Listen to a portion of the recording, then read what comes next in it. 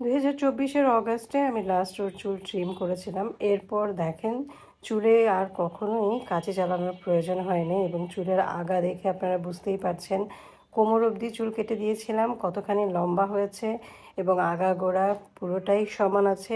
এক ফোঁটা চুল ফাটেনি, চুল নষ্ট হয়নি। রেগুলার নিয়মিত যত্ন করলে চুলের আসলে আর কোনো কিছু লাগে না। সেই সঙ্গে একটা হেলদি ব্যালেন্সড লাইফস্টাইল যদি মেনটেন করেন আর কোনো কিছুর আসলে প্রয়োজন হয় না। তো আমি আজকে আপনাদের সঙ্গে এমন একটা হেয়ার প্যাকের রেসিপি শেয়ার করব যেটা কিনা আপনাদের একের মধ্যে অনেকগুলো সমস্যার সমাধান করবে। চুল ফাটা তো বন্ধ করবেই, সেই সঙ্গে চুলের যে পুষ্টির অভাবের কারণে চুল তার স্বাভাবিক উজ্জ্বলতা হারায়, চুল ড্রাই, রুক্ষ, শুষ্ক, উস্কো খুস্কো হয়ে যায়, চুল ফুলে থাকে, চুলের সিল্কি ভাব নষ্ট হয়ে যায়। তো সেই সমস্যারও সমাধান করবে। আমি এই প্রশ্নটা বা এই কোয়ারিজটা অনেক দিন ধরে পাচ্ছি যে আপু চুলের আগা ফাটা বন্ধ করব কিভাবে, আপু চুল লম্বা হচ্ছে না, আপু চুল সিল্কি করব কিভাবে। তো আমি আজকে এমন একটা হেয়ার প্যাক আপনাদের সঙ্গে শেয়ার করছি যেটা কিনা এই সবগুলো সমস্যার সমাধান করতে সম্ভব হবে। আপনারা ভিডিওটা লাস্ট পর্যন্ত দেখুন, কি কি দিচ্ছি সেই উপকরণগুলো আপনারা সেভাবে করেই মিক্স করে একটা হেয়ার প্যাক তৈরি করবেন এবং অবশ্যই একটা ব্যালেন্সড ডায়েট এবং হেলদি লাইফস্টাইল মেনটেন করবেন।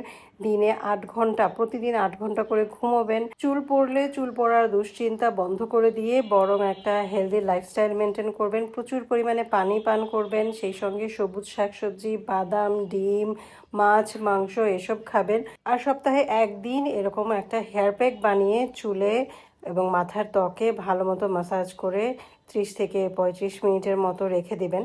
আমি আজকে যে হেয়ার প্যাকটা বানাচ্ছি এখানে আমি নিয়েছি আমলকির গুঁড়ো, নিমের গুঁড়ো।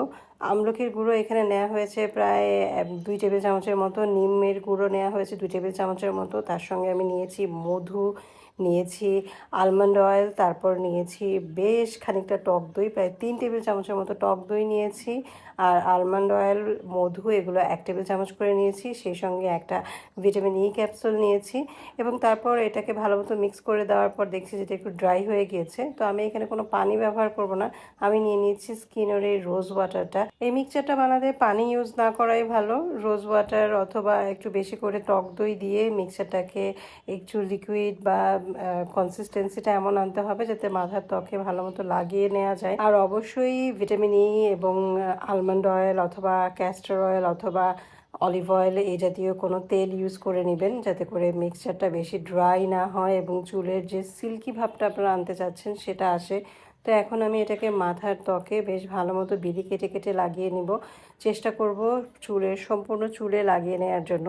এটা একটু মেহেদি লাগাতে গেলে যেরকম হয় যে খুলে খুলে পড়ে যাবে সেরকম হবে, কিন্তু তারপরেও চেষ্টা করব সমস্ত চুলে ভালো মতো লাগিয়ে দেওয়ার জন্য।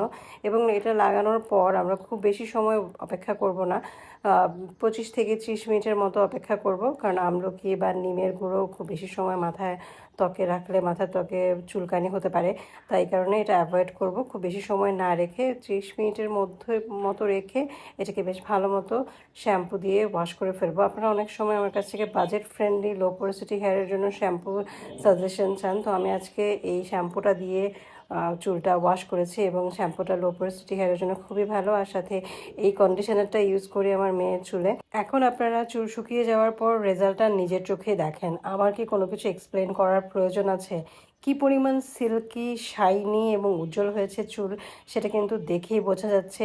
এই হেয়ার প্যাকটা প্রতি সপ্তাহে একবার করে ইউজ করলে চুলের পরিবর্তন দেখে নিজেই অবাক হবেন। আর সেই সাথে শুরুতেই বলেছি প্রপার এবং ব্যালেন্সড ডায়েট করতে হবে। আপনার ভেতর থেকে যদি শরীরে পুষ্টি না থাকে, বাইরে দিয়ে আপনি যতই পুষ্টি দেওয়ার চেষ্টা করেন না কেন সেগুলো আসলে কাজ হবে না। দুয়ে মিলেই সুন্দর সমাধান পাবেন। তো এরপর কি দেখতে চান অবশ্যই আমাকে জানাবেন, আর ভিডিওটা অবশ্যই আপনাদের কাজে লাগলে শেয়ার করে দেবেন, লাইক কমেন্ট করে আমাকে জানাবেন পরবর্তী কি ভিডিও চান। আল্লাহ হাফেজ।